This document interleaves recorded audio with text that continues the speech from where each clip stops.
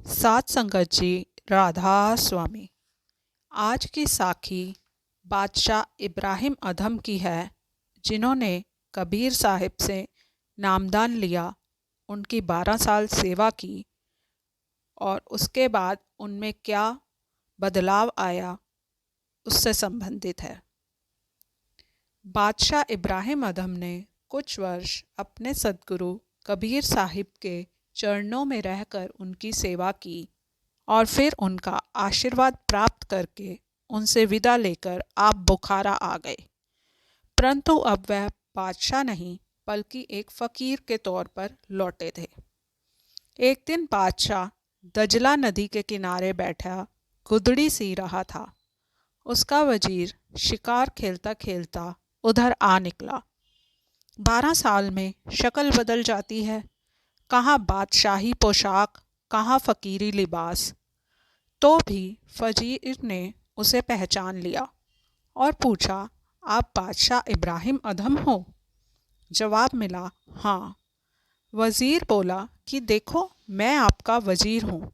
आपके जाने के बाद मैंने आपके बच्चों को तालीम दी, शस्त्र विद्या सिखाई, पर कितना अच्छा हो कि आप अब फिर मेरे बादशाह हों और मैं आपका वज़ीर। यह सुनकर इब्राहिम अधम ने जिस सुई से वह गुदड़ी सी रहा था, वह सुई नदी में फेंक दी और कहा कि पहले मेरी सुई ला दो, फिर मैं तुम्हें जवाब दूंगा। वज़ीर कहने लगा कि मुझे आधे घंटे की मोहलत दें, मैं आपको ऐसी लाख सुइयां ला दूंगा। बादशाह ने कहा कि नहीं, मुझे तो वही सुई चाहिए। वज़ीर ने कहा, यह तो नामुमकिन है, इतना गहरा पानी बह रहा है, वह सुई नहीं मिल सकती।